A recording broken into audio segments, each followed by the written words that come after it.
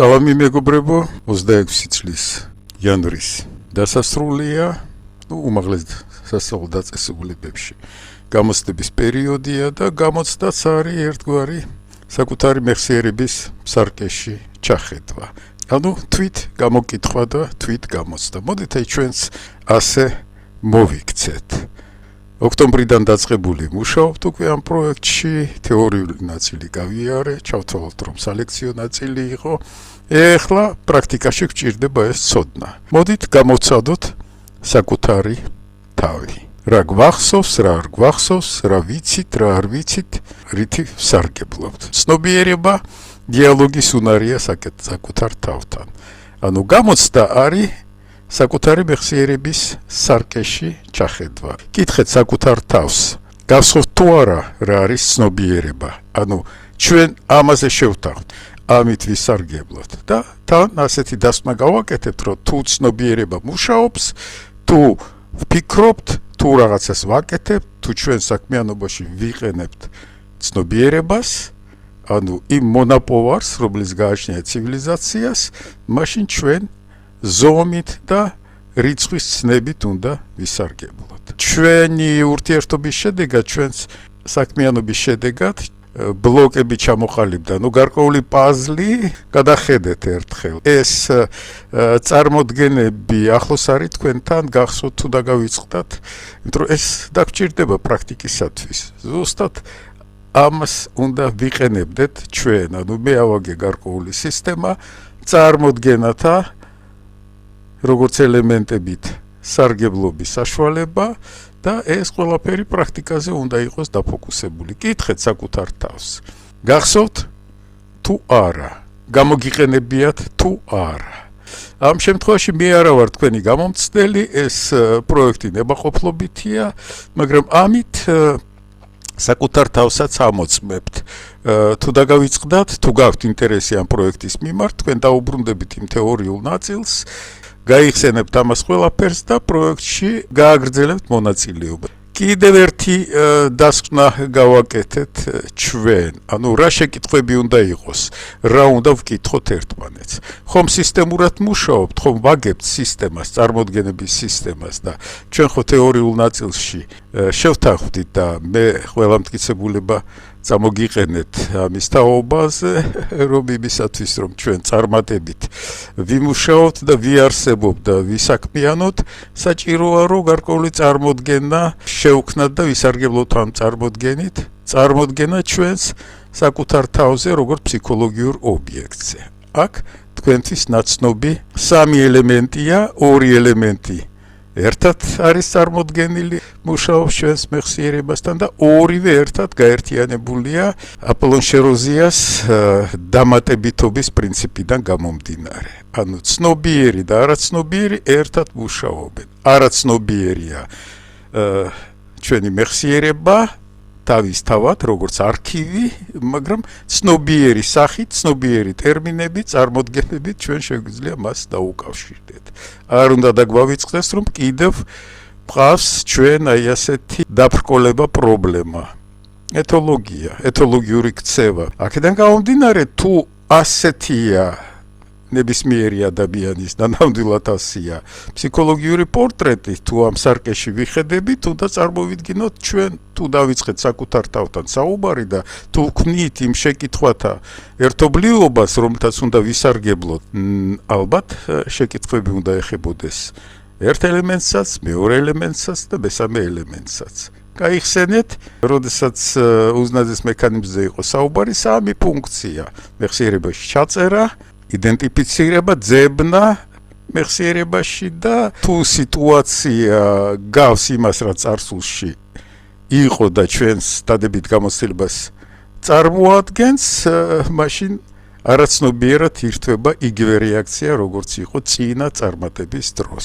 აი ამ სამი ჯუჯას ფუნქციონირება უკვე თქვენს გენეტიკაზე არის დამოკიდებული, მაგრამ შეგიძლიათ ავარჯიშოთ ეს ყველაფერი. ანუ მთელი რიგი ფსიქოლოგიური ამოცანები ჩნდება, თუ ასეთნაირად წარმოუადგენთ. თუ ცნობიერებაზეა საუბარი და მეხსიერებაში თქვენს მეხსიერებაში რა არის მიღებული ცივილიზაციის ცოდნიდან რამდენად დალაგებულია ეს ყველაფერი ეს მეორე ელემენტია ამას უნდა დაუსვათ შეკითხვები ხო შეკითხვათა ჯგუფი ფუნქციონირებას უნდა ეხებოდეს ჩვენი მეხსიერების ნაწილი ცივილიზაციის პრობლემებს და საკითხებს და ნაწილიც აი ეთოლოგიას ანუ ჩვენს კვეცნობიერ ქცევით მოდელებს შეგახსენებთ ნობელის პრემია მინიჭებული ფიზიოლოგიაში და მედიცინაში ანუ ეს ახალი ფაქტორია რომელიც უნდა გავითვალისწინოთ ფსიქოლოგია ჯერჯერობით გაურბის ამას იმიტომ რომ თუ გაითვალისწინა ეს ფაქტორი კლიანად უნდა გადაწეროს მთელი თავისი ფსიქოლოგიური მოძღვრება თუ ამას გააკეთებს თუ ამას მოახერხებს მაშინ ჩვენ გვექნება უკვე ფსიქონომია ანუ ის კანონზომიერებები რაც მუშაობს იმაზე დაეყრდნობა ფსიქოლოგია და არა მარტო თავის გამოცდილებას და გარკვეულ მითებს. აქედან გამომდინარე ჩვენ შეგვიძლია ვთქვათ რომ აი ასეთი სამი ელემენტი გვაქვს ყოველთვის, როდესაც ვლაპარაკობთ ჩვენ ცნობიერ წარმოდგენაზე, ვიღაცამ პირველმა თქვა, ვიღაცამ პირველმა აღმოაჩინა, აი ამ სამ ადამიანს უკავშირდებით, შეგახსენებთ, რომ აი ეს არის ჩვენი სამი ელემენტი.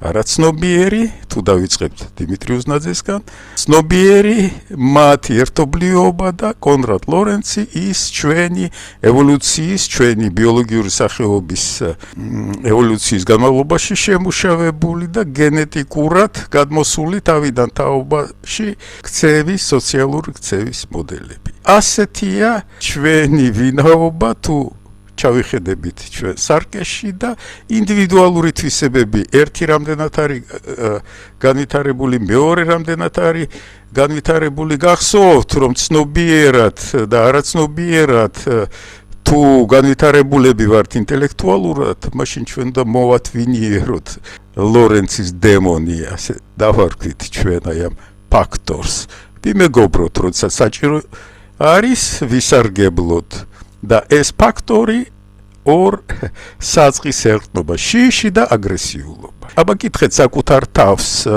აი ეს 6 ქცევის მოდელი, რომელიც დაიკვირვება, გახსოვთ თუ არა, სარგებლობთ თუ არა, დაინახეთ თუ არა თქვენს გარემოში, თქვენს რეალობაში ადამიანები, რომლებიც ანასე იქცევიან, ამ ისე იქცევიან, თუ დაგავიწყდათ ამ სლაიდშიც კიდევ ერთხელ წარმოგიდგენთ აი ჩვენს მთავარ პრობლემას და ამ 6 მოდელს.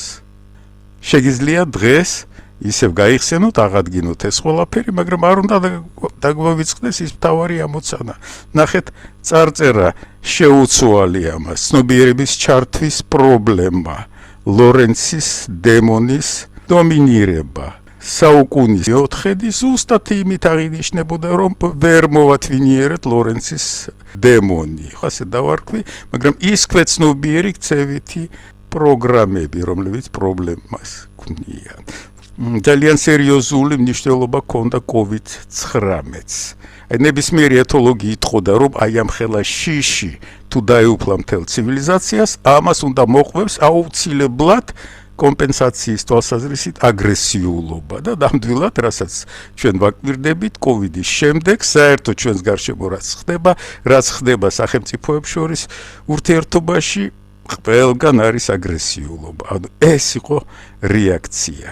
ისევ ნახეთ ეს სლაიდი, გააჩერეთ, წაიკითხეთ, გაიაზრეთ, იყოს ჩვენი ეს ახალი ვიდეო საუბარი სარკეში ჩახედვა. სარგებლობთ თუ არა ინფორმაციით. ტყუილად ვიმუშავეთ ამდენი ხანი, თუ რაღაცა დაგჭირდება, რაღაცა გვახსოვს და რაღაცას გამოვიყენებთ. მე მინდა ისევ ჩავრთო ჩემი გამოსახულება. ეს გარდამტეხია, ესე ვთქვათ, გარდამავალი ვიდეო საუბარია, რომელიც ჩვენ დაგჭირდება იმისათვის, რომ ჩვენ შევაფასოთ საკუთარი მუშაობა, ვიმუშავეთ თუ არა კარგად. როგორც ხვდებით, მე ბევრ თქვენ რჩევას ვითვალისწინებ. ჩვენი ვიდეო საუბრები უფრო მოკლე გახდა, ეს ჩემი ახალგაზრდა მეგობრების რჩევა არის, ნამდვილად ვცდილობ, რომ რედაქტირება გავუკეთო ამ ვიდეოებს, ყველა ზედმეტი სიტყვა, რომელიც არ ცვლის შინაარს, ამოვიღო. ასე მუშაობ და ასე ვცდილობ, რომ მოგაწოდოთ თქვენ რაც შეიძლება მოკლე, კომპაქტური ვიდეო ინფორმაციული შეტყობინება. ყოველი სლაიდი არის დატვირთული ინფორმაციით. ეს ახალი რეალობაა, რომელიც შემოსულია თქვენს გარემოში და ზედმეტი სიტყვები, მე მგონი, მაინც და მაინც არ დაგჭირდება. ახლამდის.